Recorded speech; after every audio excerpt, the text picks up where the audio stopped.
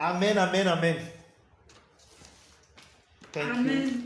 Thank you, Father. Donc nous allons continuer là où on s'est arrêté la dernière fois. Nous sommes toujours dans la karathérapie. Cet enseignement si moelleux, si merveilleux. Ça, c'est notre mois de la joie de l'engendrement. C'est-à-dire le genre de joie que quand tu as ça, tu oublies toutes les douleurs du passé. Tu oublies toutes les douleurs du passé parce que ce que tu engendres est tellement glorieux que ça efface tout ce par quoi tu es passé. Ça efface le chemin. C'est un peu comme tu peux être en train de faire un voyage et le chemin a été long et difficile. Mais quand tu arrives à destination, tu es tellement satisfait, tellement fier d'avoir atteint le but que tu peux minimiser maintenant toutes les douleurs et toutes les peines que tu as eues pendant le trajet. Donc c'est ce mois, c'est le mois de la joie de l'engendrement. La joie qui fait oublier les douleurs de l'enfantement. Parce que maintenant l'enfant est né, quelqu'un est venu au monde. Tu as amené quelqu'un au monde. Et quand tu le tiens dans tes mains, tu oublies les souffrances, tu oublies que tu as été déchiré, tu oublies que tu as poussé, tu oublies les contractions, tu oublies tout ce par quoi tu es passé. Parce que la joie que tu as de saisir ton bébé en main, bien aimé, est plus grande que toutes les souffrances par lesquelles tu es passé. Et le fait de le tenir en main, de le voir, de savoir qu'il est bien, il est heureux, bien aimé, ça efface toute douleur, ça efface toutes les contractions, ça efface tout ce que tu as subi. Alléluia. Amen. Ça, c'est le mois là. Et pendant ce mois, nous avons décidé d'enseigner quelque chose de particulier que nous avons intitulé la karathérapie. Kara, ça vient, c'est le mot grec duquel on a tiré le mot joie. Et pour votre gouverne, alléluia, quand on veut peser les matières précieuses, comme l'or, le diamant, ainsi de suite, quelle est l'unité de valeur pour les peser? C'est le carat. C'est le carat. Donc en fait, ton degré de joie détermine ton degré de prospérité. C'est là.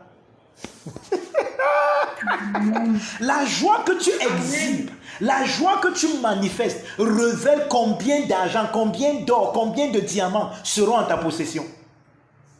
Donc même l'or et l'argent fuient ceux qui sont tristes, fuient ceux qui sont...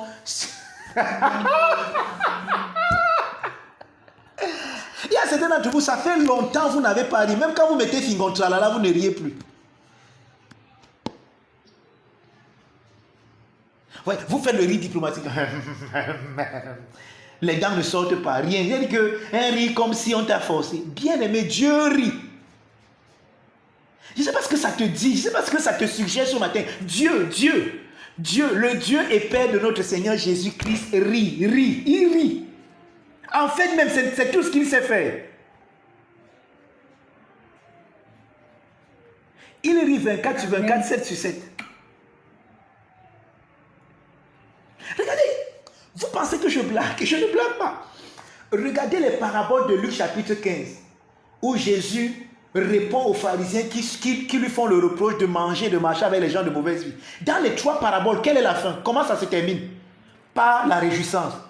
Que ce soit le berger, quand il rentre avec la brebis qui était égarée, il appelle tous les gens. Venez, Dieu c'est un fêtard. Je ne sais pas quelle idée vous avez de Dieu.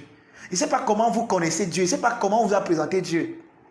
Comme ce grand-père avec sa barbe et son épée de Damoclès qui ne rit pas et qui ne joue pas. Ça, ce n'est pas l'image de Dieu. Ça, c'est l'image des dieux des panthéons grecs ou bien des panthéons romains ou bien des panthéons juifs. Je ne sais pas moi. Ça, ce n'est pas le Dieu et Père de notre Seigneur Jésus-Christ. Dieu rit. Dieu est joyeux, il se réjouit. Et je crois qu'on a même vu ça. Lorsque le Logos parle même de la création, dans le proverbe, je crois c'est proverbe 30.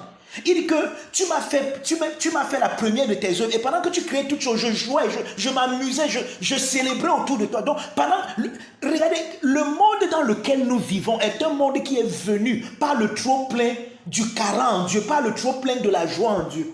De sorte que ne pas te réjouir, c'est être dénaturé. Donc celui qui ne se réjouit pas est agit contre même la nature. Même la nature va te vomir. Donc quand tu refuses de te réjouir, donc quand on dit que la création soupire et attend la manifestation des fils, le caractère prééminent dans la manifestation des fils, c'est que les fils, c'est des gens qui se réjouissent. Regardez, je vous ai dit que Les disciples du premier siècle, à qui Jésus n'a laissé ni compte bancaire, ni aucune maison, ni aucun argent.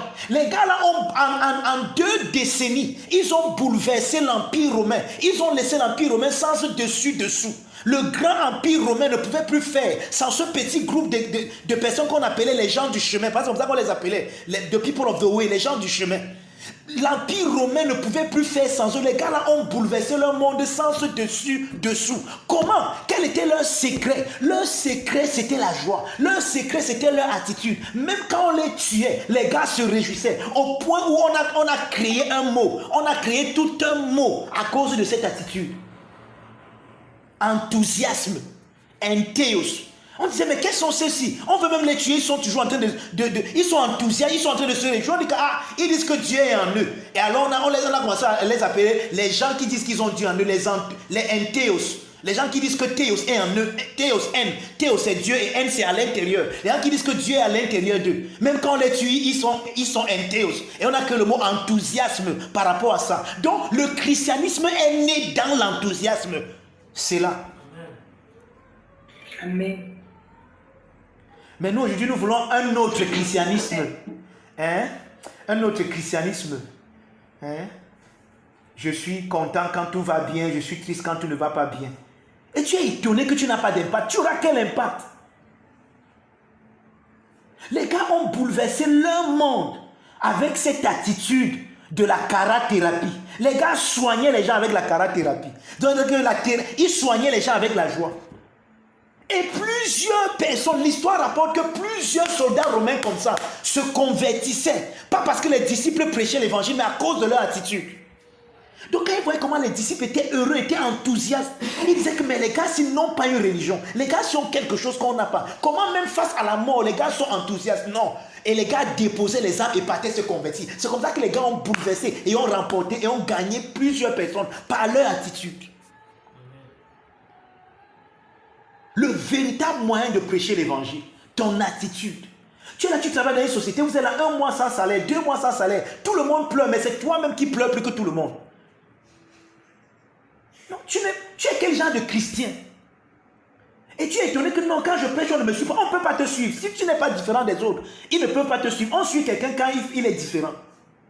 Pourquoi tout le monde dans la barque qui se remplissait d'eau s'est tourné vers Jésus? Parce que Jésus était la seule personne qui n'avait pas leur attitude. Eux, ils étaient en train de s'inquiéter et en train d'essayer d'enlever l'eau pour sauver la barque. Lui, il dormait.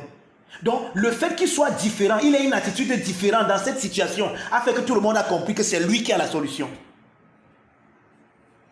Mais dans ton entreprise, quand tout le monde pleure, tout le monde se plaint du patron, tout le monde fait le Congo ça sur le patron, c'est même dans ton bureau qu'on fait ça. Après, tu vas dire que non, le Seigneur est bon. Il est bon comment? Comment tu leur as montré la bonté du Seigneur? Je ne suis pas venu juger quelqu'un ce matin. Excusez-moi de commencer par cette note forte. Mais bien aimé, ton attitude est tellement importante. Et nous ne pouvons parler de la karathérapie sans cette attitude. Et justement, pour ceux qui se souviennent, la semaine passée, on parlait justement de ça. On disait que la parole, l'évangile que nous portons déjà, lui-même a déjà à l'intérieur de lui la joie. L'évangile que tu prêches est déjà un évangile joyeux. L'évangile que tu prêches communique la joie. Mais parfois, tu prêches un évangile joyeux avec une attitude triste. Et ton attitude empêche aux gens de saisir la quintessence de l'évangile. Le seul moyen pour quelqu'un de saisir l'évangile, il n'y a pas 2 moyens. Quand quelqu'un a saisi l'évangile, la preuve c'est qu'il va se réjouir. Et c'est pour ça que la semaine passée, donc, nous étions en train de lire dans Luc chapitre 4, à partir du verset 16. Je ne sais pas si vous vous souvenez. Luc chapitre 4. Thank you, Father. Je dis Luc, Marc chapitre 4, pas Luc, Marc. Marc chapitre 4, je vais lire à partir du verset 16. Il dit, les autres pareillement reçoivent la semence dans des endroits pierreux. Quand ils entendent la parole, ils la reçoivent d'abord avec joie. Il n'y a aucun autre moyen de recevoir la parole. La parole, on la reçoit d'abord avec joie. La parole se reçoit avec joie. Il y a une attitude de celui qui a reçu la parole. Il y a une attitude de celui en qui le logos, la semence incorruptible de Dieu, a été plantée. Il y a une attitude. Amen.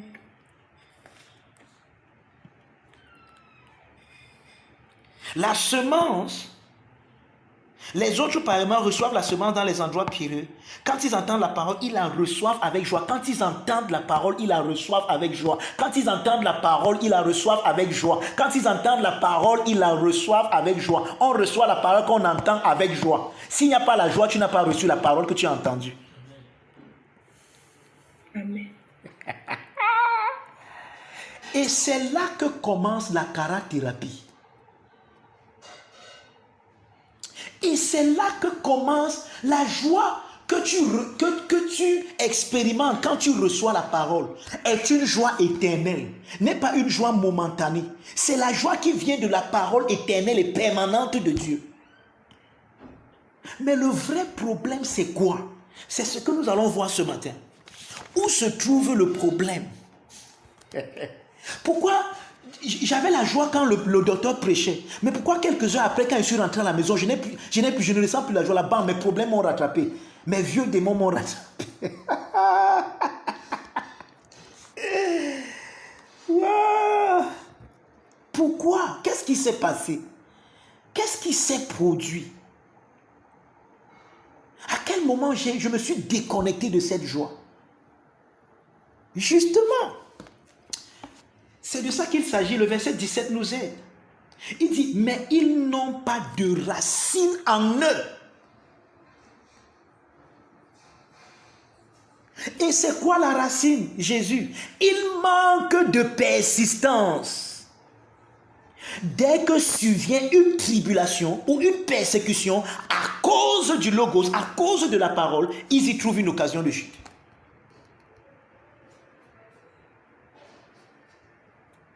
Ils reçoivent la parole avec joie, mais ils n'ont pas de racine. Ils manquent de persistance. Et dès que survient une tribulation ou une persécution à cause de la parole, ils y trouvent une occasion de chute. Or, je vais d'abord commencer à expliquer la fin de ce verset avant d'entrer dans le début. La fin du verset dit que dès que survient une tribulation ou une persécution à cause de la parole. Or, le mot à cause, ça vient du mot grec dia. Oh, dia, ça parle d'une entremise, d'un média, d'un à travers. Je ne sais pas si le mot français là existe, je viens de le créer et c'est comme ça. Le docteur crée ces mots pour communiquer. Donc, dia parle d'un à travers. Donc, en réalité, ce n'est pas à cause d'eux. Ça veut dire que, il dit ceci. Dès que survient une tribulation, le mot c'est phlipsis, et une persécution, à cause, pas à travers la parole. Ça veut dire que toute parole que tu reçois, tout logos que tu reçois, à travers cette parole, deux choses vont survenir, qu'il appelle ici la tribulation et la persécution. C'est impossible que tu reçoives la parole et qu'à travers, dia la parole, pas à cause, non, à travers, au moyen de, par cette parole, par l'entremise de cette parole, il n'y a pas ces deux choses qui viennent dans ta vie, la tribulation. La tribulation, c'est quoi? La tribulation ici a un caractère intérieur et non extérieur. Les tribulations, c'est lorsque la parole que tu as reçue vient changer le mode de perception à l'intérieur de toi. Si la parole que tu as reçue, tu l'as reçue avec joie, elle va porter, à travers elle, il y aura les deux choses aussi. Il y aura les tribulations. La tribulation, c'est ta manière de te voir à l'intérieur. Avant, tu te voyais comme une pauvre pécheur, comme quelqu'un qui n'est rien, quelqu'un qui est venu accompagner les autres sur la terre. Mais dès que le message vient, ça change complètement ton paradigme. Ça change complètement ta perception. Et c'est ça qu'on appelle le mot repentance. Il y a une repentance qui vient avec la parole. Oh, parfois la repentance n'est pas toujours aisée. Parce que parfois ça vient bousculer les choses sur lesquelles toi tu avais fondé ta vie. Les perceptions sur lesquelles tu avais fondé ta vie. Parfois ça vient les bousculer. Amen.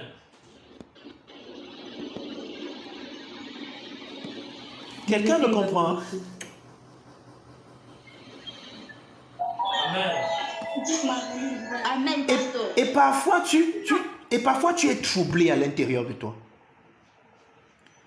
Et parfois tu te poses la question, mais pourquoi je suis troublé? Non, le trouble là est normal. Regardez, lorsque le message vient, il vient faire quelque chose. Jésus dit que je suis venu pour jeter un feu sur la terre. Fermez votre micro. Merci. Oui, Jésus dit qu'il est venu pour jeter un feu sur la terre. Il dit, je suis venu pour un jugement, afin que ceux qui voient deviennent aveugles et ceux qui ne voient pas recouvrent la vue. Amen, pasteur. Vous voyez ça? Afin que ceux qui voient. Et là, il s'adressait aux pharisiens qui pensaient que religieusement, ils étaient en contact avec Dieu. C'est ça que Jésus appelle ici, afin que ceux qui voient deviennent aveugles. Donc, afin de montrer à ceux qui voient, ou alors à ceux qui pensent voir, qu'en fait, ils ne voient pas. Donc, ça veut dire quoi? Tu vois, ce toi que tu pensais que non, vous voyez, parfois nous sommes dans une illusion de nous-mêmes. Non, vraiment, quand je me regarde, je suis vraiment un des garçons les plus gentils de la planète. Et en ce moment, vraiment, je suis le meilleur homme de Dieu. Il n'y a pas deux enseignants sur la terre comme moi maintenant. Vraiment, je suis gentil, je suis altruiste. J'aime les gens, j'aide les gens. Vraiment, s'il y a quelqu'un que Dieu peut aimer ici sur la terre, maintenant, il n'y a que moi. Hein, vraiment, il n'y a pas deux. Hein, vraiment, en fait, je te dis, vraiment, je suis quelqu'un de bien. Je ne mens pas, je ne vole pas, je ne triche pas, je ne cherche pas les femmes des gens. Je suis toujours là, bien aimé. Je lis ma Bible. Même, oh boy. Ouais, parfois nous sommes dans cette illusion où nous avons une image de nous qui est faussée par la religion, par une mentalité religieuse, par le pharisianisme. Amen. Et nous vivons à l'intérieur. Non, je suis une femme gentille. Non, moi je ne suis pas méchante. Hein. Vraiment, il y a des femmes qui sont méchantes ici. Bien aimé, calme-toi, tais-toi et reste tranquille. Nous dépendons tous de la miséricorde de Dieu. N'eût été sa miséricorde, aucun de nous ne serait debout. Amen. Amen. Tu vois, il y a ces perceptions de toi qui sont erronées. Quand la parole vient, donc elle commence à bousculer ces choses.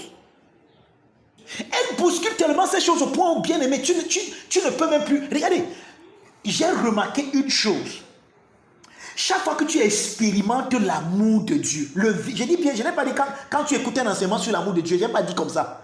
Je n'ai pas dit quand tu écoutes le docteur ou bien le pasteur Franck, ou je ne sais pas moi, maman Agnès ou maman Annie prêcher sur... Non, je dis quand tu fais l'expérience de l'amour de Dieu.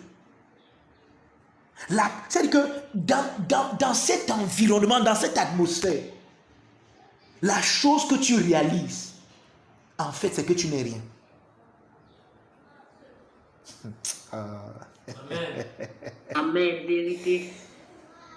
Tu as envie de t'éteindre, tu as envie, tel que tu te rends compte de combien, tu te dis que waouh, je me vantais, je pensais que j'avais ceci. C'est que tu te rends compte comment tous tes pédigris tombent. C'est ça donc qu'on disait dans l'Ancienne Alliance que personne ne peut voir Dieu et vivre. Ça veut dire quoi? Quand tu vois Dieu, quand tu es face à l'amour, au rayon lumineux de l'amour de Dieu, tu meurs dans tout ce que tu croyais que tu étais là. Tu meurs dans tout ton orgueil là, tu meurs dans tous tes périgris. Ces choses sur lesquelles tu te vantais hier. Non, je suis intelligent, j'ai eu ceci, j'ai l'argent, j'ai les maisons. Tu meurs dans toutes ces choses. Amen. Yes. Quand tu fais l'expérience de l'agapé, tu te rends compte que waouh, sans lui, que tu te rends, regardez Paul, qu'est-ce qu'il nous dit dans Philippiens? Il dit que ces choses que je voyais hier comme des gains, ces choses sur lesquelles je prenais, je disais que wow, ça c'est mon gain, voici, moi aussi je peux m'appuyer sur ceci, moi aussi je peux me vanter. Et bizarrement, certains d'entre nous, même ce matin, si on te pose la question sur toi, qu'est-ce que tu peux dire de tes exploits? Tu vas dire, j'ai construit une maison, je me suis marié, j'ai eu des enfants, j'ai un bon mari, j'ai une bonne épouse, j'ai un bon ceci, j'ai un bon salaire. Boy! Les choses éphémères, boy, où la rouille et la terre peuvent dire qu'en un jour, tu peux perdre tout ce que tu es en train de citer là. Je dis en un jour.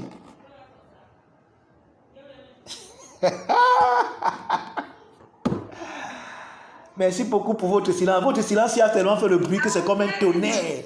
Donc nous sommes là-haut. Amen, pasteur.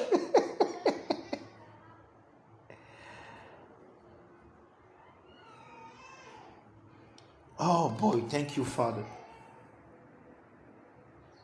Ces choses sur lesquelles je me vantais hier, sur lesquelles je me reposais, Paul dit qu'il les a regardées comme les excréments. Donc c'est comme si Paul a un peu expérimenté le porta-porti un peu dans le sens spirituel du terme. Yes. Il dit qu'il regarde ça comme les excréments. Il regarde ça comme la boue. À cause de quoi, Paul? À cause de l'excellence. À cause de l'excellence de l'épignosis de Jésus-Christ. À cause de l'excellence de la connaissance de Jésus-Christ. À cause de l'excellence. Mais vous voyez, certains d'entre vous, vous vous vanterez de tout, sauf de ce qui vous a été révélé par le Père. Mais vous savez ce que Jésus a dit à Pierre? Tu es heureux. Et le mot heureux là-bas, c'est le mot makarios. Et le mot makarios ne veut pas seulement dire être heureux. Oui, c'est la limite du français qui fait qu'on dise tu es heureux. Être heureux, c'est un peu le français qu'on peut dire, c'est être dans la félicité. C'est ce qu'on appelle la félicité. La félicité, c'est le bonheur inimaginable. C'est-à-dire que c'est un bonheur inouï, un bonheur que ton âme n'a même jamais imaginé. C'est ça qu'on dit que tu es dans la félicité. Donc il dit que tu es heureux, tu es makarios, tu es dans la félicité. Pierre. Car ce n'est pas la chair et le sang qui t'ont révélé. Donc, ce qui t'a été révélé t'a introduit dans un cadre. La révélation que tu as t'a introduit dans un cadre. Mais c'est d'entre vous, si on vous pose la question, on dit que, bien aimé, qu'as-tu depuis le début de cette année? Oh, je n'ai même pas encore eu mon terrain, je n'ai pas encore acheté ma voiture, je n'ai pas encore... On dit que, et qu'en est-il de la parole qui t'est révélée? Non, ce n'est pas grand-chose. Je sais, oui, chaque dimanche, l'homme de Dieu, le docteur Mangon avec le pasteur Franck et les autres, ils enseignent là, ils nous éduquent. Bon, mais ce n'est que la révélation. Mais, ah bon? Jésus dit à Pierre que tu es heureux, Pierre. Tu es heureux. Tu es makarios. Parce que ce n'est pas la chair et le sang qui t'ont révélé. Donc la révélation seulement suffit. La révélation a introduit Pierre dans un domaine. Et Paul dit que ces choses qui étaient pour moi comme des gains, à cause de la connaissance, de l'excellence de la connaissance du Christ, je les regarde comme la boue. Amen. Comme une perte. Donc, même son sens de valeur change. Son sens de valeur change. Amen. Les priorités dans ta vie changent.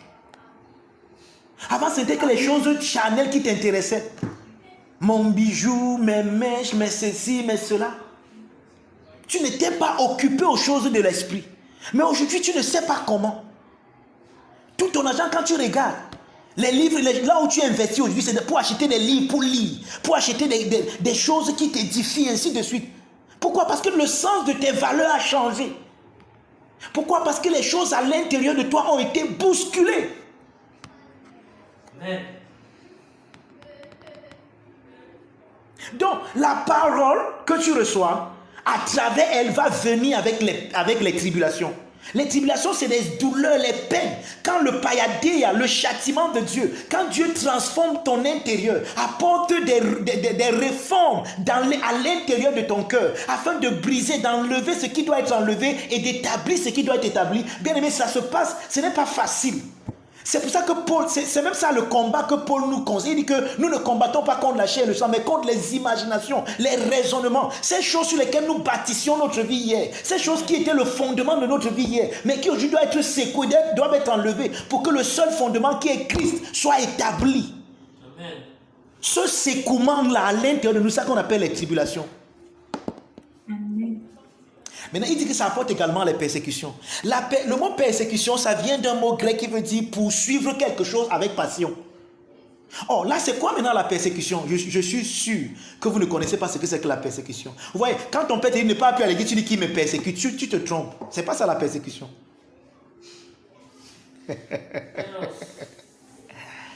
La persécution, c'est que à travers le logos, la parole, tes poursuites, les choses que tu veux, que tu désires, les choses que tu suis maintenant, changent.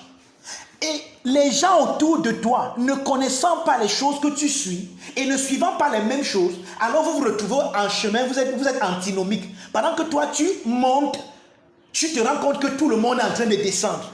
C'est ça qu'on appelle la persécution. Donc la persécution, ce n'est pas d'abord ce qu'on te fait à l'extérieur. Mais la persécution est tributaire de ce que tu poursuis. Des poursuites dans ta vie. Pendant que tout le monde pense que non, il faut maintenant voler. Tu es dans une entreprise. Regarde, je vais vous expliquer ça mieux. Tu es dans une entreprise où tout le monde pense qu'il faut voler. Même le patron vole. Mais toi, tu ne voles pas. Regarde, tu es déjà persécuté. Même si personne ne te dit rien, même si personne ne t'a jamais avancé aucun mot, le fait que tu sois différent de tout le monde, le fait que tu poursuives quelque chose que tout le monde ne poursuit pas, ça te met déjà en antinomie avec eux. Donc même s'ils ne te disent rien, c'est qu'ils sont hypocrites. Mais tout le monde là-bas, tu vis à la persécution parce que ce que toi tu penses, par exemple, toi tu penses que non, je sors tous les jours, je ne vole rien. Eux ils pensent que nous tous, nous devons voler. Donc le fait que tu poursuives quelque chose qui est contraire à ce que tout le monde poursuit, c'est ça qu'on appelle la persécution. Amen. C'est ça le mot persécution. Apocalypse.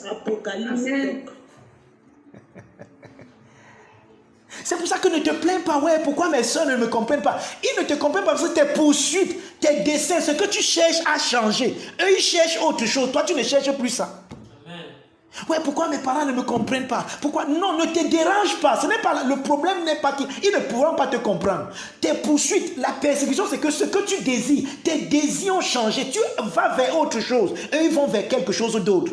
Vous vous croisez seulement un chemin. Vous êtes devenus antinomiques. Amen. Là où tu dis oui, eux ils disent non. Là où tu dis non, eux ils disent oui. Je vous prends un exemple, un cas patent. Vous voyez, je ne sais pas si vous suivez les actualités, il y a ce joueur sénégalais qui joue au Paris Saint-Germain et qui a refusé simplement de porter un maillot. Et on a commencé à lui donner tous les noms d'oiseaux, ainsi de suite. Pourquoi? Oh, le gars n'a rien dit. Il n'a pas dit que je ne porte pas le maillot parce qu'il paraît que chaque année, ils font bien, c'est l'homophobie, leurs histoires qu'ils font pour supporter les homosexuels, ainsi de suite. Le gars a dit non. Et il n'a même rien dit. Il a seulement pris un prétexte. Mais comme il a fait ça 2 fois, les gars ont directement fait le lien. Ils ont dit que non, ici, il y a quelque chose. C'est ça qu'on appelle la persécution. Donc, il n'a même rien dit, il n'a pas dit que je ne porte pas. Il a seulement prétendu que non, je ne peux pas jouer, j'ai des indispositions. Alors, il avait fait ça l'année passée. On a dit que zéro faute, le type, s'il y a un problème. Oui, c'est-à-dire que la persécution, c'est que tu n'as même pas besoin de parler. Tu ne dis même pas que je suis. Ta vie devient un problème pour les autres. Parce que ta vie est comme un évangile pour eux. Tu arrives là où tout le monde pense qu'il faut avoir... Tu arrives par exemple quelque part où tout le monde fait le porte-à-porte, par exemple, parce qu'ils veulent avoir beaucoup d'argent. Toi, quand tu ne fais pas le porte-à-porte, tu es persécuté. Maintenant, même s'ils ne te disent rien, la persécution, c'est quoi? C'est que le fait que tu sois contraire à tout le monde là-bas, c'est ça qu'on appelle la persécution. Donc, persécuter veut dire être en travers. Donc, tes convictions vont à l'encontre des convictions des autres. Amen. Yes. Maintenant, quand tu comprends ça, tu ne te plaindras non plus que, ouais, on me persécute. Ils ne m'ont pas accepté. Ils ne peuvent pas t'accepter. Vous êtes différents. Amen. Tu es atteint, ils ne sont pas encore atteints. Donc, ça ne devrait pas te déranger. Tu dois plutôt les comprendre et faire comme Jésus a fait, suivre l'exemple de notre Seigneur. Père, pardonne-leur, ils ne savent pas ce qu'ils font. Ils ne savent pas ce qu'ils font. Eux, maintenant, ils croient qu'ils sont dans la vérité. Hein? Vos histoires des sectes que vous faites dans les églises, là, sors de là. Oh, on va prendre ton âme. Pourtant, eux, leur âme est déjà pris depuis, mais ils ne savent pas. Mais ils veulent protéger ton âme, toi qui es libre. Non. Amen.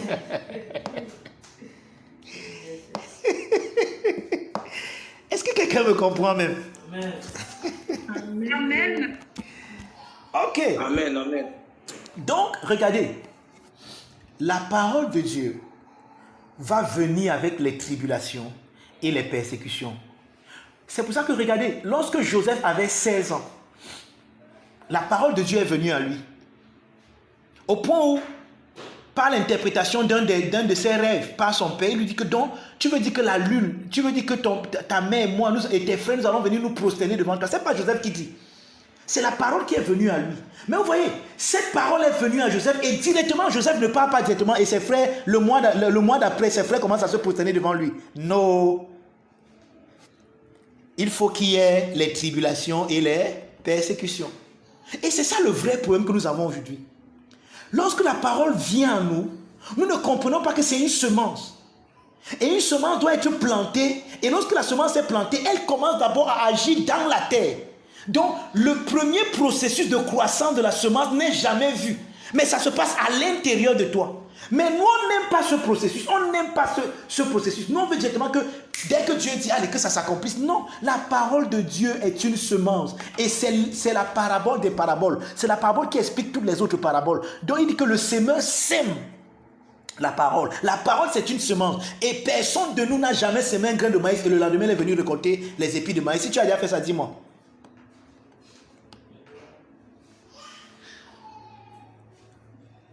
Non. Donc, Joseph a reçu cette parole, il avait 16 ans. Mais vous savez à quel âge, finalement, ça s'est accompli? Il était dans sa quarantaine. Donc, entre 16 et 40 ans, Dieu était en train de traiter avec le cœur de Joseph. C'est là. Pour Joseph, ça a pris 16 et 40 ans. Ça fait combien de temps de formation même? Ça a pris combien de temps? Vous voyez, pour Joseph, ça a pris approximativement 24 ans. C'est ça. C'est la plus petite formation dans la Bible. Tous les autres ont été formés. Même Jésus a été formé pendant 30 ans pour un ministère de 3 ans et demi. Donc, en fait, si nous regardons à Jésus, donc pour opérer avec Dieu pendant 1 an, il te faut une formation de 10 ans.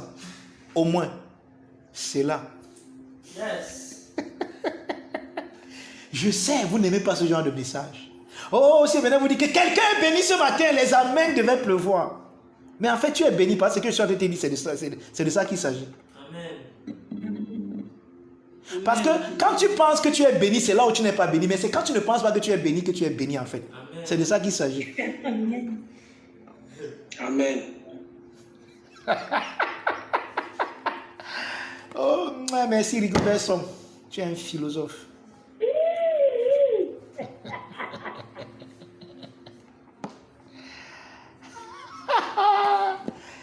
Thank you, Lord. Ouais. Bien-aimé, ce que je partage avec vous ce matin est tellement important que il a fallu quelques jours pour sortir le peuple d'Israël de l'Égypte. Mais même en 40 ans, Dieu n'a pas pu sortir l'Égypte d'eux. Yes. Il a fallu de quelques miracles pour sortir le peuple d'Israël de l'Égypte. Mais de tous les miracles, les plus grands miracles qu'il y a eu dans le désert, au point où on nous dit que quand ces gars croissaient, même les habits sur eux croissaient. Je ne sais pas si vous comprenez, vous voyez le genre de miracle là. Donc tu sors d'Égypte avec une chaussure, tu entres dans le désert avec, tu commences à grandir, la chaussure pousse aussi dans ton pied. Je ne sais pas si vous comprenez le genre. Que les miracles que vous n'avez même jamais encore entendu parler, donc vous n'avez jamais entendu parler, mais ces miracles n'ont pas suffi pour que Dieu enlève l'Égypte dans le cœur des Israélites.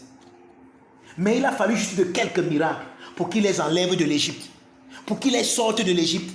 Mais maintenant, pour qu'il sorte l'Égypte d'eux, même en 40 ans, il n'a pas pu. C'est pour ça que toute cette génération était obligée de partir pour qu'une nouvelle génération qui n'a pas connu l'Égypte, maintenant qui peut comprendre et qui peut recevoir la parole de Dieu naisse.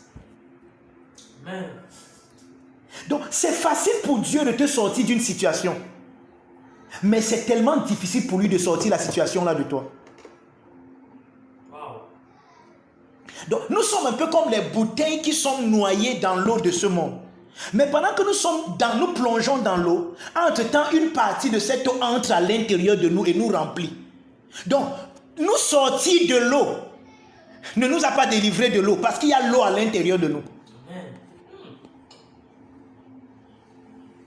Ouais, c'est pour ça qu'il dit aux gens que pour que Dieu te sorte d'une situation, ça ne lui coûte rien. Je dis rien du tout. Mais pour que la situation la sorte de toi, oh boy, il faut des enseignements, des thérapies sur thérapie. Je sais que ce n'est pas trop récurrent de notre côté du monde-ci, mais quand tu peux avoir un psychologue, ce n'est pas en un seul rendez-vous qu'il finit avec toi, il te dit ok c'est bon, non. Vous travaillez jour après jour. Chaque jour il a un objectif qu'il veut atteindre. Jusqu'à ce que finalement il atteigne sa thérapie.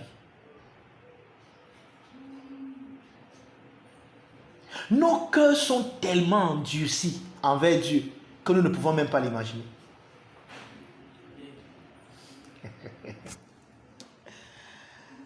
Ah, tu dis que non, quoi, docteur, moi je comprends, j'aime Dieu. Oui, je ne dis pas que tu n'aimes pas Dieu. Mais dans ce que tu appelles aimer Dieu là, si tu pouvais savoir combien ton cœur est endurci. Ok. Donc, je voulais vous montrer que la tribulation et la persécution, après que tu aies reçu la parole, sont normales. C'est même quand il n'y a pas ça que tu devrais te poser 1001 questions. Hein. Quand la parole que tu écoutes ne bouscule pas les choses à l'intérieur de toi, ça te laisse indifférent. les mêmes sensations, les mêmes priorités. Gars, pose-toi la question. Les choses doivent bouger. C'est pour ça que certains d'entre vous, quand vous écoutez, quand par exemple on enseigne sur la prière, dès que vous nous écoutez, vous arrêtez de prier, vous ne savez même plus comment prier. Quand vous voulez prier, vous ne savez plus. Pourquoi? C'est les bousculures. Acceptez mon français là. J'écris ça. C'est les bousculures à l'intérieur de toi. C'est les bousculades là. C'est-à-dire que les choses sur lesquelles tu fondais ta prière hier, envoyer le feu sur les gens, te couvrir avec le sang et tout ça, tu te rends compte que tu ne peux plus faire ce genre de prière. Maintenant tu te dis, je fais comment? Oh oui, il faut ces bousculades, il faut ce shake-up, il faut que ça se secoue. Un peu comme, ouais, lorsque ma maman me disait de tamiser, avant quand ma maman faisait le couscous, même si c'était le couscous manioc, elle me donnait le tamis, elle dit que tamise le couscous. Tu vas prendre une partie, tu mets dans le tamis, tu fais comment? Tu secoues comme ça. Il y a une partie qui tombe dans le tamis, c'est ça qu'on va aller préparer. Et une autre partie que tu mets quelque part, ce sont les rebuts. On va mettre ça, ce sont les déchets, on va brûler ça. C'est le même couscous, mais à l'intérieur des choses qu'on doit enlever. Il faut mettre le tamis. Donc la parole de Dieu est comme ce tamis. Quand tu écoutes le message, la tribulation vient tamiser. Tamiser tes désirs, tamiser tes ambitions, tamiser tes rêves. Amen. C'est pour ça que certains dans vos rêves vont même changer. Si tu rêvais d'aller aussi, si tu rêvais aussi d'aller faire le porte-à-porte, je suis sûr que tes rêves vont changer. Si ça n'a pas encore changé, ça va changer, ne te dérange pas.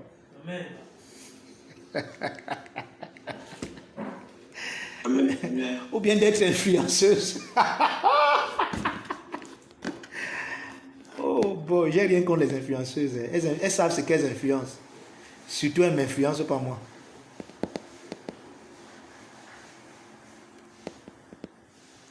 Quelqu'un me comprend? Amen. Et c'est une partie qu'on aime. Et c'est une partie qu'on n'aime pas beaucoup.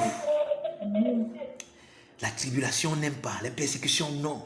Tout le monde doit me comprendre. Boy, Jésus dit qu'il est le bois vert. Il dit que si on a fait son bois vert,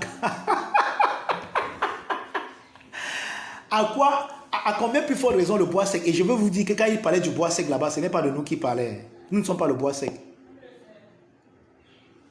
Nous sommes le bois vert dans le verre du verre. Donc nous sommes verts dans sa on dit ça comment? Dans sa verditude. Donc dans sa couleur verte. Donc et la couleur verte, ça parle de la vie, de quelque chose qui est frais. Donc c'est dans sa fraîcheur que nous sommes frais. Il n'y a pas de différence entre Christ et nous. Donc quand il disait que s'ils ont fait ça au bois vert, à quoi plus fort raison le bois sec, il s'adressait à ses disciples qui étaient pour la plupart des Juifs qui attendaient un royaume pour Israël. C'est pour ça qu'il les appelle le bois sec. Mais c'est pas... Oh, quelqu'un va prendre ça et va dire que oh, Jésus même a dit qu'il est le bois vert, nous sommes le bois sec. Ça veut dire qu'il y a une différence entre lui et nous. Ça veut dire qu'il n'est plus la tête du corps. Amen. Non, il est la tête du corps. Il dit que je suis le cep, vous êtes les samans. Nous sommes unis à la même vie. Donc s'il est vert, nous sommes verts. Amen. Amen. Donc, ne prends pas le terme comme on a dit que oui, Jésus a dit que le bois vert, lui il est le bois vert, nous sommes le bois sec. Non, s'il est vert, nous sommes verts. S'il est le bois vert, nous sommes le bois vert avec lui. Il nous a inclus en lui. Il nous a pris, il dit que Père, je prie qu'il soit un en moi comme moi je suis en toi. Il dit que celui qui m'a vu a vu le Père. Donc, si lui est le bois vert, et comme il dit que le bois vert, j'ai dit que je suis différent de lui. Il dit que je ne suis pas en lui. Non. Vous voyez, c'est pour ça que prenez toujours le contexte d'un texte avant de l'expliquer. Sinon, vous allez faire un prétexte. Amen.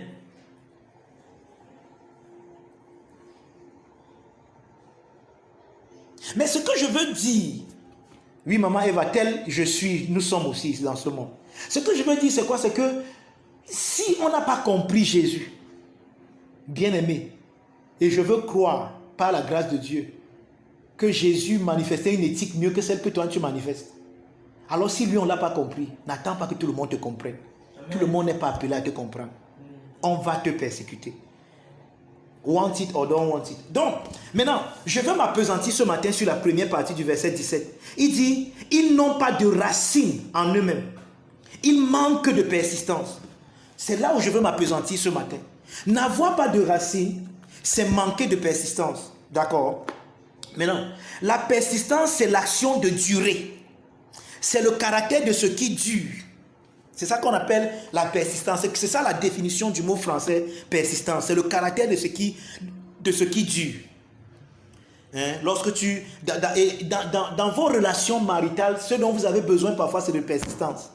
Parce qu'au début, vous aviez basé ça sur les sentiments. Et à un moment, les sentiments s'envolent. Parce que ce sont les sentis qui mentent. Et parfois, quand le mensonge des sentis partent, les sentis aussi partent. Parce que c'était le mensonge. Maintenant, quand la vraie chose reste, et que vous aviez basé tout sur les sentiments, quand il n'y a plus de sentiments, vous commencez à dire que je ne l'aime plus, je l'aimais avant, maintenant je... Non, tu l'aimes toujours. C'est que tu ne comprends même pas ce qu'on appelle l'amour. L'amour n'est pas un sentiment.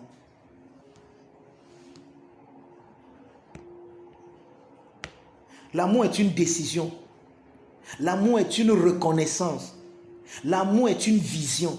L'amour est une perception de toi vis-à-vis de quelqu'un d'autre. Maintenant, cette perception, à des fois, peut se manifester dans les sentiments, peut affecter les sentiments, mais ne t'arrête pas dans les sentiments pour penser que tu aimes quelqu'un. Non. Sinon, ton amour sera tellement fluctuant parce que tes sentiments sont fluctuants. Là, tu es fier de quelqu'un. Quelques minutes après, tu es fâché de lui. C'est là. Amen. Amen. Amen. Or, nous avons dit que ce que nous recevons par la parole, c'est quoi? C'est la joie. Cette joie nous introduit expérimentalement dans une saison favorable. Encore connu sous le nom de temps Kairos. Donc, la joie que tu as reçue t'introduit dans un temps Kairos, dans une saison favorable. Une saison propice à agir d'une certaine manière. Donc, il y a une saison, la joie là t'introduit dans une saison. Mais voici le problème. Tu manques de persistance pour rester dans cette saison. Tu manques de persistance pour demeurer dans cette saison. C'est pour ça que dès que tu quittes le culte, dès que le programme finit, une semaine après, la joie et le temps favorable dans lequel le programme t'a introduit, chaque message t'a introduit, tu n'as plus cette joie. Pourquoi? Tu manques de persistance. Or, qu'est-ce qui s'est passé? Le mot manquer de persistance ici vient d'un mot grec. Excusez-moi, vous savez que j'aime bien, c'est bien de vous expliquer ces choses avec le grec. Ça vient du mot grec proskairo. Proskairos. Manquer de persistance vient du mot grec proskairos. Et proskairos est tiré de deux mots. Pros. Pros qui parle du face à face. D'accord? La parole était avec Dieu. Avec là-bas, c'est pros. Amen. Donc pros qui parle de tourner vers. Tourner sa face vers. Être face à face avec, à l'avantage d'eux. Donc pros, kairos, à l'avantage de kairos. Oh, kairos c'est quoi? Kairos c'est le temps favorable. C'est le moment opportun. Maintenant, pourquoi le moment là est opportun? Pourquoi le temps là est favorable? Le temps là est favorable à cause de ce que le temps là apporte. À cause de ce que le temps là, à cause de l'événement que le temps là est dans lequel il nous introduit. Par exemple, le jour de votre mariage, c'est un temps favorable. C'est un temps kairos. C'est un moment où vous pouvez toujours vous référer. Oh, quand je n'étais pas encore marié. Mais avant, il y a un vous avant et un vous après le mariage. Amen. Pourquoi? Parce que le mariage, c'est un moment, c'est un événement kairos. C'est un temps déterminant de votre vie. C'est un moment important. Il y a un vous avant et après, que vous ne soyez papa ou maman. Avant l'accouchement de votre premier enfant. Vous voyez, c'est l'accouchement, la naissance de votre enfant, c'est un temps kairos. C'est-à-dire que ce que ça apporte, ça fait de ça un événement majeur. Amen. C'est ça qu'on appelle le temps kairos, une occasion, un temps important, un moment favorable, un moment important dans ta vie. Vous voyez, pendant que je préparais ce message, j'ai pensé à quelque chose que les gens font souvent et j'ai ri. Et je vais partager ça avec vous ce matin. Vous voyez, avant qu'il n'y ait les dates, comme on peut dire aujourd'hui que nous sommes le 22 mai 2022, les gens parlaient, se mémoraient. Ou alors, how can I say it? Comment je peux mettre ça? Les gens identifiaient les jours par les moments kairos. C'est pour ça, par exemple, vous allez voir qu'on dit au temps du roi Hérode, au temps de ceci. C'est-à-dire qu'à ce moment-là, il y a un événement kairos, il y a un événement déterminant qui s'est produit. Alors, on veut déterminer le temps en ce moment-là. On s'appuie sur cet événement. Par exemple, quand vous regardez nos calendriers aujourd'hui, on dit toujours avant et après Jésus-Christ. Pourquoi? Parce que la venue de Jésus-Christ est le temps, est l'événement kairos qui a déterminé le temps, qui a déterminé le temps chronos, le temps qu'on peut chronométrer. Amen. Je ne sais pas si quelqu'un me comprend. Amen. Donc, ça veut nous dire quoi? Ouais, il y a un truc dans la Bible que vos prophétiseurs ont mal traduit. On dit que après la mort du roi Osias, Dieu dit à Esaïe, on dit après la mort du roi Osias. Or, le temps, quand on dit après la mort du roi Osias, la mort du roi Osias ici est pris comme un moment de dater, pour mettre une date. Mais les gens ont sorti les révélations là que bien aimé ton Osias doit mourir. Parce que si ton Osias ne meurt pas, Dieu ne va pas te parler. Tant que ton Osias est vivant, Dieu ne te parlera pas. Alors ils oublient que c'est une date, c'est un événement. C'est un peu comme tu peux dire que quand j'étais au cours moyen 2, Amen. j'avais telle chose. Tu n'es pas en train de dire maintenant que non, il faut que mon cours moyen 2 meure pour que la chose là. Non! On est en train de dater un événement. On dit qu'à la mort du roi Osias. Donc, la mort du roi Osias était un événement Kairos. Et maintenant, Esaïe veut parler d'un événement et il s'appuie sur cet événement Kairos parce que tout le monde peut avoir le souvenir de la mort du roi Osias. Amen. Mais ce n'est pas comme si ton Osias doit mourir pour que Dieu te parle. C'est là. Amen. Bien aimé, vous voyez, à la mort du roi Osias, Esaïe a eu la vision. Donc pourquoi tu n'as pas de vision? Pourquoi tes yeux sont fermés? Parce que ton Osias est encore vivant. Mais ton Osias va mourir. Et Dieu m'a dit cette nuit, pendant que je dormais, que ton Osias va mourir ce matin. Donne-moi la main comme le tonnerre.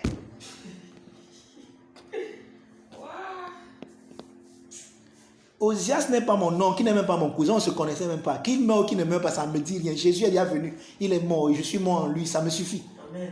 Je n'ai aucun Osias. Amen.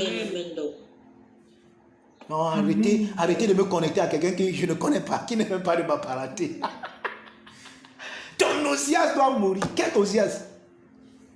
Il n'y a pas Osias dans ma famille. Personne, aucun de mes oncles s'appelle comme ça. Donc, pendant que je préparais ce message, j'ai pensé à ça et ça me faisait rire. J'ai voulu partager ça avec vous. Donc, c'était un moyen de dater, c'était un moyen de mettre les dates. C'était des temps Kairos. Et est-ce que vous savez que vous également, vous devez avoir un cahier où vous notez les temps Kairos de votre vie? Oui. Est-ce que vous savez que ce que nous sommes en train de vivre en ce moment, dans ce ministère, c'est un temps Kairos pour nous? Amen. Dieu nous amène à expérimenter quelque chose que nous n'avions même pas pensé expérimenter un jour. Faire les cultes en ligne. Et je vais être franc avec vous. Nous sommes là maintenant, regardez, nous sommes 17, n'est-ce pas? Quand on faisait les cultes en présentiel à Bonasama, rares sont les dimanches où on était 15. Hein? Rares sont les dimanches où on était 10 même. En fait, j'étais tellement habitué à là où 2 ou 3 sont rassemblés à son nom que j'étais content de ça.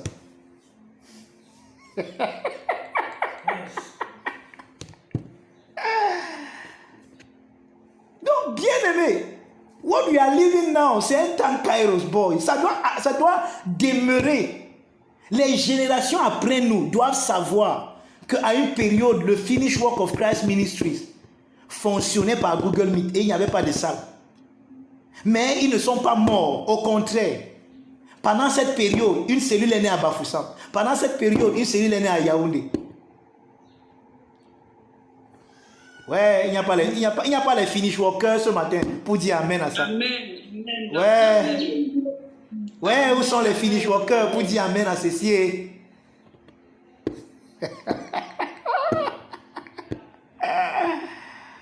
Thank you, Father. God, Dieu est fidèle, dis donc. Maintenant, regardez, proskairos c'est quoi? Manquer de persistance, c'est quoi? C'est que le message est venu. Waouh, ça t'a transmis la joie. Waouh, alléluia. Tes yeux se sont ouverts, la bonté de Dieu. Et la joie, c'est parce que tu as commencé à percevoir quelque chose dans l'esprit. Mais tu vois, au lieu de proskairos, de rester face à face, de laisser cela devant toi, tu t'es retourné exactement ce qu'Adam a fait. Tu t'es retourné et tu t'es dit que non, ça c'est pas la vraie vie. Ça c'est l'illusion. La parole, si oui, je suis content, mais c'est pour l'église. Maintenant, quand je rentre à la maison, je laisse l'église et je m'en vais faire face aux problèmes de la maison. Vous voyez, cette mentalité de que Dieu est à l'église, Dieu est à un endroit. Ça veut dire quand tu quittes l'endroit là-dedans, tu as l'impression de quitter le kairos, l'événement, la joie qui t'a été transmise à cet endroit par la parole. Or, ce que tu devais faire, c'est que tu devais proskairos. Tu devais continuer à contempler le temps favorable, à rester focalisé sur ce temps, à contempler les merveilles. Tu dis, waouh, Dieu a changé ma vie. Waouh, ma vie ne sera plus jamais la même. Non, vraiment, même si j'ai les dettes, même si j'ai ceci, non, c'est-à-dire que rester dans le prokairos, rester dans ce temps, cette faveur, cette joie que ça apporte, que la parole a apporté dans ton cœur, demeurer là-bas. Amen. Même quand tu veux te déconnecter, tu dis non, non, non, non, je me souviens. Il a dit ceci, wow, la joie, oh, merci Seigneur. Et tu restes dans l'action de grâce. Voilà le problème que nous avons. Tu dois proskairos, tu dois rester dans le temps favorable, contempler ce temps, rester dans la contemplation de ce temps. Mais parfois tu ouvres tes yeux et tu te rends compte que, ouais, c'est exactement ce qui s'est passé avec Pierre. Jésus dit à Pierre, viens. Sur la parole de Jésus, Pierre commence à marcher sur les eaux. Pourquoi Pierre marche sur les eaux? Parce qu'il a les yeux fixés sur l'auteur et le consommateur de sa foi qui est Jésus. Pierre ne remarque pas que les vents sont contraires. Pierre ne remarque plus que les vagues sont ainsi de suite. Pierre marche parce que Jésus lui dit, viens. Et il regarde les mains de Jésus qui lui disent, viens. Mais à un moment, Pierre n'est plus resté dans le proskairos. Il n'est pas resté dans ce temps favorable. Il a regardé autour de lui. Il a dit, hey! Il a commencé à voir comment les vagues font sur ses pieds comme ça. Il a dit, yeah! Ma mère, oh, je suis venu faire quoi ici? Et immédiatement, il a commencé à s'enfoncer. Pourquoi Pierre s'enfonce? Est-ce que ce n'est pas la même parole qui a fait hier qu'il marche sur les eaux? C'est la même parole. Mais pourquoi il s'enfonce? Il n'est plus en train de proskairos. Il manque de persistance. Il manque de persistance. Il n'a pas de racine. Il n'a pas la racine dans la parole. Il n'a pas laissé la parole s'enraciner. Il n'a pas laissé la parole changer. Bien aimé, toutes ses peurs, toutes ses craintes, ces choses qui lui faisaient peur. Quand il rentre chez lui, bien aimé, il oublie qu'il dit, ouais, vraiment c'est bien. Certains d'entre vous, si on a l'église aujourd'hui, on dit que c'est bien de vivre à l'église, on dit que oui, bête. Pourquoi? Parce qu'on a l'impression que là-bas Dieu est. Non, c'est une fausse mentalité. Dieu n'est pas à l'église, Dieu est en toi. Amen. Amen. Dieu est en toi. Mais le problème c'est quoi? Tu manques de persistance. Vous allez vous rendre compte que quand tu venais de connaître la fille là, vous vous souvenez de ça, cette relation là, boy, tu ne pouvais pas faire 2 minutes sans l'appeler. Tu avais les démangeaisons, tu avais les fourmillements sur ton corps parce que à tout moment il fallait qu'elle te dise honey, how are you doing? Bonjour chérie, bonjour bé. Parce qu'aujourd'hui c'est les B et les tout ça. Je ne sais pas pourquoi on a enlevé A, on a seulement laissé B. Bon, en fait, tu te souviens du début. Mais maintenant, pourquoi tu n'as plus la même relation avec cette personne? Elle n'a pas changé. Hein. Toi-même, tu n'as pas changé. Le problème, c'est que tu manques de persistance. À un moment, vous voyez, au début de la relation, tu ne connaissais pas toutes ces mauvaises habitudes. Tu ne connaissais pas toutes ces mauvaises attitudes. Mais dès que vous êtes devenu intime, tu as commencé à voir ses méandres. Tu as commencé à voir ce que les anglophones appellent ses shortcomings, ses bévues. Et immédiatement, tu as oublié la bonne personne qu'elle est et tu t'es focalisé sur ses erreurs. Et immédiatement, ça a enlevé en toi la persistance. Maintenant, tu n'as plus envie de l'appeler comme tu l'appelais avant. Tu n'as plus envie de la voir comme tu la voyais avant. Tu n'as plus envie, bien aimé, d'être avec lui ou elle comme tu étais avant. Pourquoi? Tu manques de persistance. Ce n'est pas lui qui a changé, c'est toi qui as changé.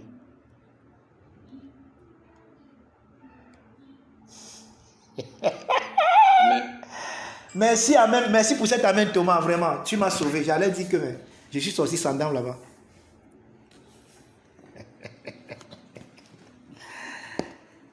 Est-ce que quelqu'un me comprend ce matin? Ouais, est-ce que vous me comprenez? Oui, donc. Ouais, Seigneur. Seigneur, pourquoi tu me fais ça?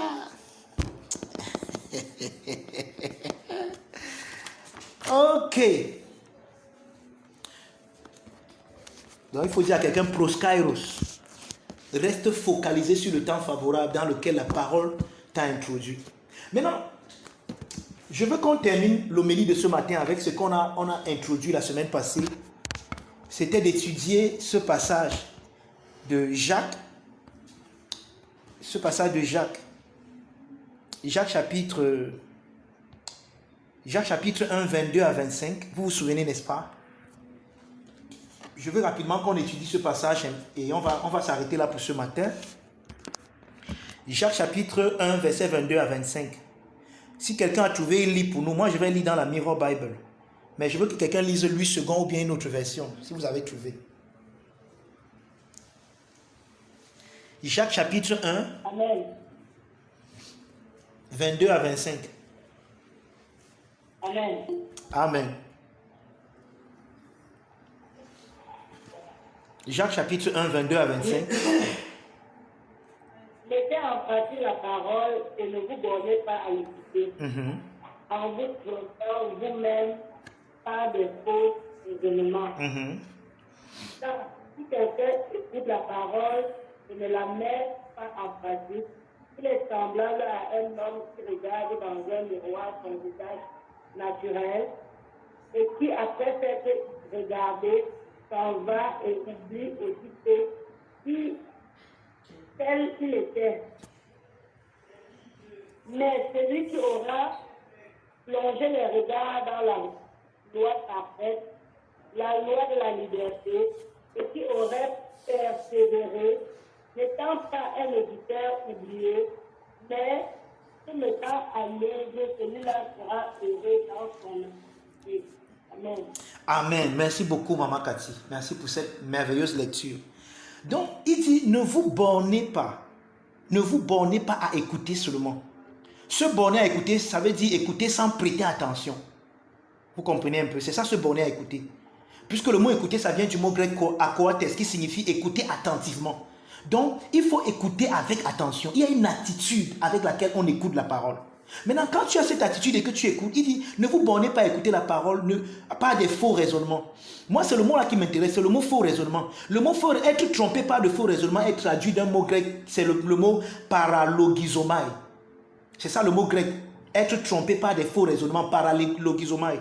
Maintenant, le mot paralogizomai est constitué de deux mots. Para, qui est une préposition qui indique la proximité, l'union. Et logizomai qui signifie faire l'inventaire, tenir compte, faire le calcul. Vous voyez, un peu comme quand on dit que faire l'inventaire. Tu dis que dans cette maison, il y a deux téléviseurs. Dans cette maison, il y a 3. C'est-à-dire que quand tu fais l'inventaire, tu n'inventes pas. Tu dis la logique telle que c'est des choses qui sont là, que tu peux voir. Maintenant, il dit, se borner pas des faux raisonnements, c'est le mot paralogizomai. Ça veut dire, selon le lexique des mots grecs, ça signifie compter faux, tromper par des comptes faux, abuser par des faux raisonnements. Vous voyez ça? Ça veut dire que le problème avec nous lorsque nous écoutons la parole, c'est que nous sommes trompés par des faux raisonnements. Et c'est quoi les faux raisonnements? Le faux raisonnement, c'est la logique, c'est l'inventaire, le paralogizomai. Ça veut dire que quand tu regardes dans ta vie, tu te rends compte que j'ai un symptôme. Je suis séropositif positif. Je prends un cas bizarre. Je suis séropositif, donc j'ai le sida. Ça, c'est ça le logizomai, c'est ça l'inventaire. C'est-à-dire que quand tu pars faire le diagnostic, on déduit ça, on dit que tu es malade parce qu'on a vu un symptôme dans ton corps. Ça, c'est logique. On n'a pas besoin d'une parole de connaissance pour ça, d'une parole de sagesse, c'est clair. Et tu fais même les symptômes. Ça, c'est le logizomai.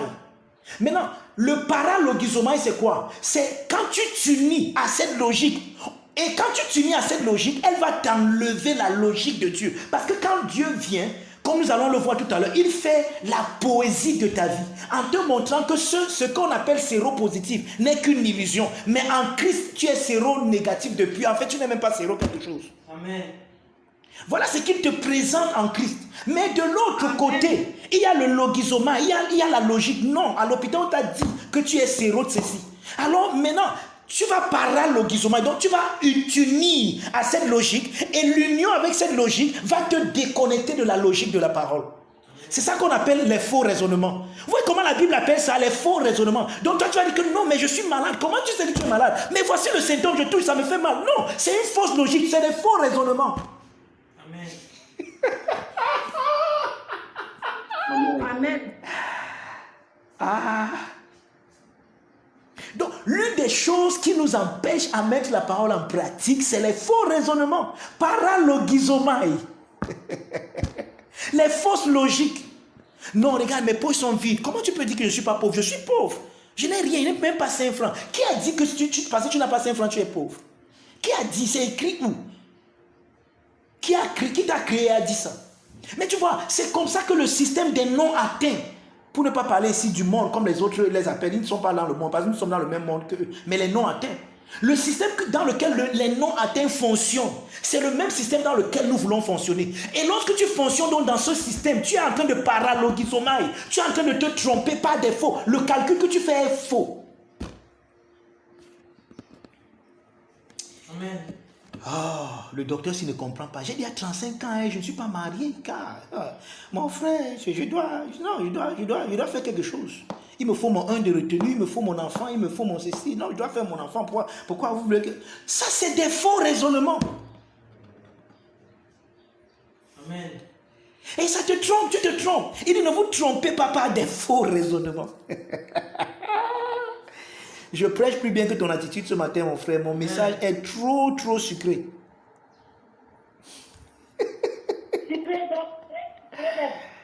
Donc, lorsque tu t'attaches à des faits naturels, ça crée en toi une connaissance de toi qui se dresse contre la connaissance de Dieu de toi.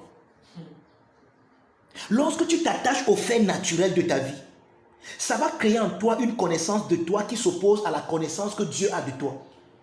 Et quand Dieu va te parler de toi, tu vas dire qu'il parle, tu vas regarder les trucs, c'est même qui. Tu vas faire comme Gédéon. On dit valeureux, on dit mighty man of valor. Donc l'ange de l'apôtre, il dit que comment il a même dit ça en français là? Pourquoi ça m'échappe en français?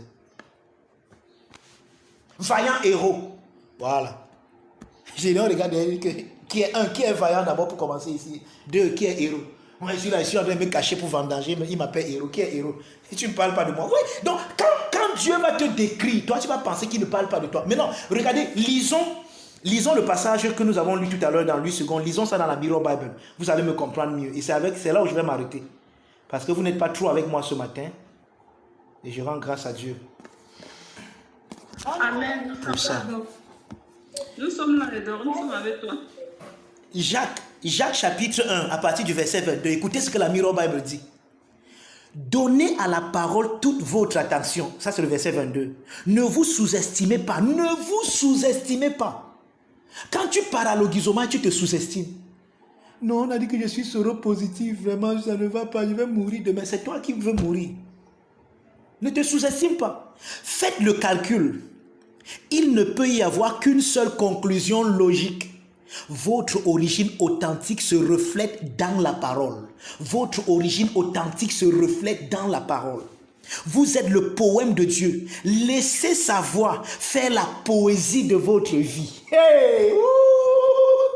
Amen. Laissez sa voix faire la poésie de votre vie. Amen. Verset 23. Celui qui entend la parole voit le visage de sa naissance comme dans un miroir. La différence entre un simple spectateur et un participant est que tous deux entendent la même voix et perçoivent dans son message le visage de leur propre jeunesse qui s'y reflète. Verset 24. Ils se rendent compte qu'ils se regardent, mais pour celui-là, cela semble trop beau pour être vrai. Ça, c'est le verset 24. Je suis en train de lire, je ne suis pas en train d'expliquer. C'est la Mirror Bible. Je vous ai dit que vous devez avoir la Bible ici. Verset 24. Ils se rendent compte qu'ils se regardent. Mais pour celui-là, cela semble trop beau pour être vrai.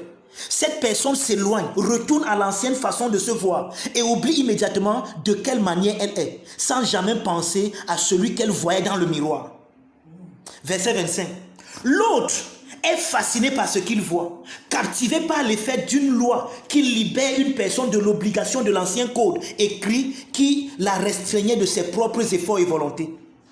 Aucune distraction ou contrainte ne peut atténuer l'impact de ce qui est vu dans le miroir concernant la loi de la liberté parfaite, qui libère maintenant quelqu'un pour passer à l'acte de vivre la vie de sa conception originale. Il trouve un nouveau style de vie spontané, la poésie de la vie pratique.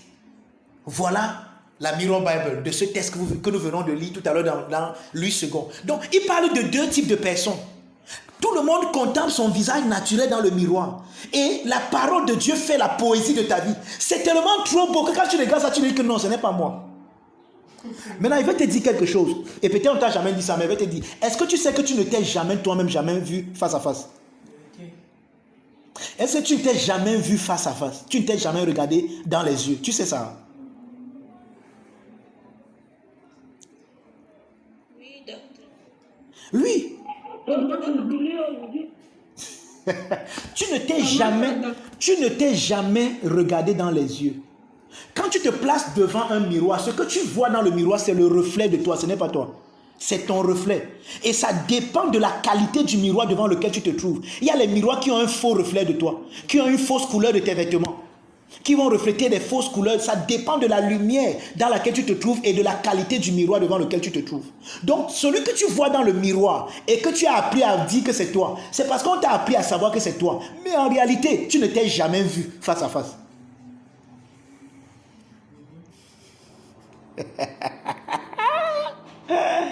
Amen. Qu'est-ce que je suis en train de dire et pourquoi je dis cela? Je dis cela parce que quand la parole de Dieu fait la poésie de ta vie, parce qu'on ne t'a pas habitué à voir ce que tu vois dans le miroir de la parole qui fait la poésie de ta vie comme étant toi, tu vas dire que non, ce n'est pas moi, on ne parle pas de moi. Et tu vas penser qu'on parle de quelqu'un parce que c'est trop beau pour être vrai. Non, tu vas penser, non, moi je ne suis pas comme ça. Ce que le miroir décrit, c'est quelqu'un d'autre, ce n'est pas moi. Pourtant, c'est toi, c'est de toi qu'il s'agit. Mais comme on ne t'a pas appris à regarder le miroir et à voir que ce que tu vois dans le reflet là, c'est toi. Mais ouais, il y a certaines personnes, si on vient vers vous, on vous dit que tu es un pauvre pécheur, tu es un mendiant, tu es un minable. Vraiment, tu vas dire que oui. Oh, parle-moi. Oh, tu parles de moi. Oh, tu me décris. Aïe, oh, la parole me pénètre. Aïe, oh, révélation. Oh, remae, prêche, homme de Dieu. Oui, si je viens là et vous dis que vous êtes des pécheurs, vous tous, nous faisons tous le mal, nous allons aller en enfer. Bien-aimés, repentons-nous, sinon nous irons en enfer. Tu vas dire que, oh, de Dieu prêche, oh, tu parles de moi. Pourquoi tu as appris à te voir comme ça? Qui t'a montré que la description là parle de toi? Comment tu sais que c'est toi? Comment tu sais que celui dont on parle là c'est toi? Qui t'a montré que le reflet là c'est toi? Mais tu vois, quand le docteur Mangon viendra te dire que tu es aussi juste que Dieu, tu vas dire que non, pas moi. Moi, juste, il sait ce que j'ai pas d'arriver. Il dit non, il parle de quelqu'un d'autre. Ah, elle ne veut pas être moi. Tu vois, tu n'as pas appris à reconnaître que c'est toi là-bas. Amen. Yes. Oh, quand la parole donc vient commencer à faire la peau. C'est pour ça qu'il y a des gens qui... Un jour, quelqu'un m'a accusé, il dit que... Quand on écoute le docteur Mambo, on dirait qu'il flatte les chrétiens. On dirait qu'il veut montrer que non, tout va bien. Il n'y a pas le mal, il n'y a pas... Vraiment, Dieu, il écrit un livre Dieu, donc Dieu ne se fâche pas. Qu'en est-il alors de la colère de Dieu? Qu'est-ce qu'il va alors dire de la colère de Dieu? Je dis que la colère de Dieu, c'est Dieu qui est tellement... Le mot colère, ça vient du mot grec orgueil. Donc, c'est Dieu qui a l'orgasme à cause de son amour pour toi. Donc, quand Dieu a l'orgasme pour toi, il commence à t'aimer d'un amour qui lui donne l'orgasme. C'est ça la colère de Dieu. Amen. Donc, il entre dans une intimité orgasmique avec toi. C'est ça la colère de Dieu. Au point où cette intimité fait que ça s'oppose à tout ce qui s'oppose à Dieu dans ta vie. Amen. Dieu est l'ennemi de tout ce qui est ennemi de Dieu en toi. Amen. Et voilà comment sa colère se manifeste. Voilà 1 kilo de tripes. Quelqu'un me comprend?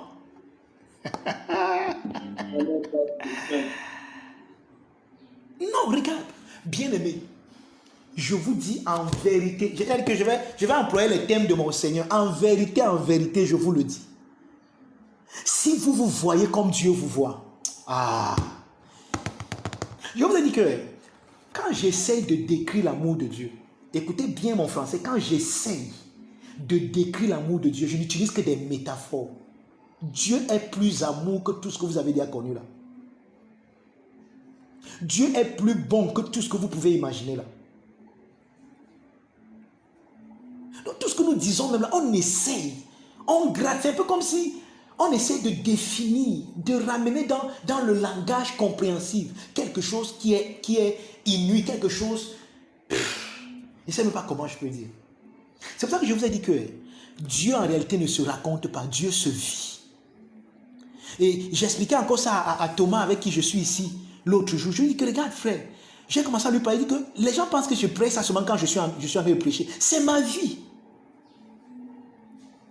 Il y a une expérience que si tu n'as pas avec Dieu, même si on te raconte que Dieu est, ça ne va rien changer. Tu dois expérimenter Dieu, tu dois le vivre.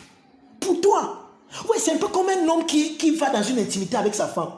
Et maintenant ses amis viennent dire que gars, raconte-nous c'était comment. Il va te dire que c'était bien. Maintenant il dit que non, dis-nous c'était comment. Même si vous racontez comment ça, les séquences, vous ne pouvez pas vivre ce qu'il a vécu.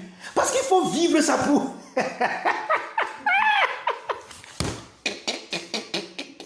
Amen, amen. Même si vous racontez les séquences, j'ai d'abord fait comme ça, après j'ai fait comme ça, après je suis entré, après je suis sorti, après je suis... Même si vous racontez toutes les séquences, vous n'allez pas vivre ça comme lui il a vécu ça. En Douala, on dit que Yatela Miango Kela Sala. Ça veut dire quoi, maman Muriel? C'est un proverbe. Quand ça devient une histoire, quand on te raconte, ça n'a plus la puissance de quand tu vivais la situation. Voilà. J'aime bien le proverbe Douala là. Ils disent que là, il y a Miango Kela Sala. C'est-à-dire que quand celui qui a vécu quelque chose, quand il vient te raconter, ce n'est plus ça. C'est pour ça qu'en vrai, Dieu, on ne raconte pas. Oh, je ne peux pas te raconter Dieu. Tu dois l'expérimenter, tu dois le vivre.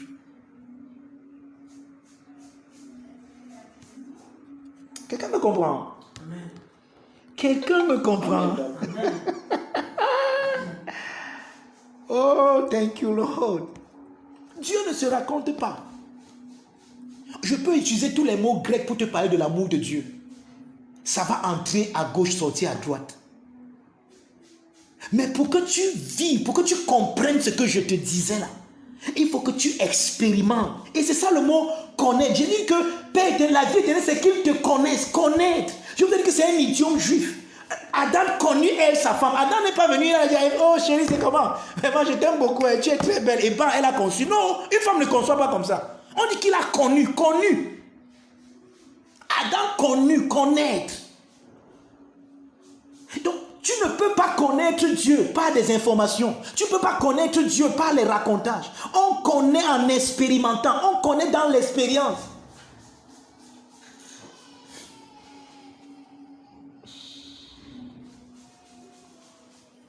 Oui, le racontage t'amène à savoir que okay, voilà, quand tu commences à expérimenter comme ça, c'est donc ceci qu'on appelle. Donc, en fait, même tu commences à comprendre le racontage dans la doctrine au moment où tu commences à expérimenter. Tu dis que, c'est de ça que le docteur parle.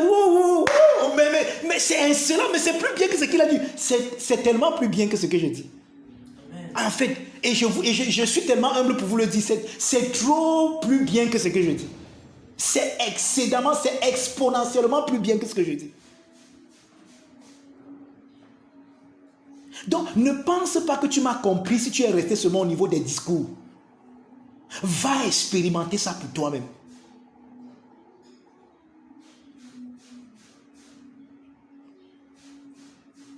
Hello? Aïe.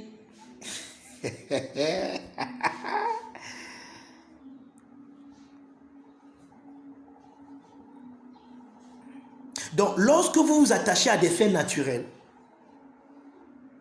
en y prêtant votre attention, la parole qui fait la poésie de votre vie en reflétant votre origine authentique n'aura aucun effet en vous. Simplement parce qu'il semblerait qu'il y ait dichotomie entre la présentation de vous que la parole peint et le vous que vous connaissez par les faits naturels. Non, naturellement, dans notre famille, personne n'a jamais voyagé. Pourquoi vous pensez que... Non, moi je ne peux pas voyager. Personne ne s'est jamais marié. Moi, je dis que tu connais des faits, tu ne te connais pas des faits naturels. Et ça va te limiter. Quand la parole va venir faire la poésie de ta vie, tu ne pourras pas recevoir. Parce que c'est antinomique à ce que tu connais de toi. C'est antinomique à ce que tu crois de toi. Et c'est ça, se tromper par des faux raisonnements. Quand tu vis ainsi, tu te trompes toi-même par des faux raisonnements. Amen. Donc, bien-aimés, arrêtons de nous tromper nous-mêmes par des faux raisonnements. Nous sommes ce que Dieu dit que nous sommes. Nous sommes plus grands que ce que nous avons pensé. Nous sommes plus grands que notre compte bancaire. Nous sommes plus grands, bien-aimés, que toutes les choses que nous pouvons imaginer. Arrêtons de nous tromper par des faux raisonnements. Et laissons la parole faire la poésie de notre vie. Donc nous allons nous arrêter là ce matin. Et je disais hier pour ceux qui étaient là que nous allons avoir l'Eucharistie ce matin.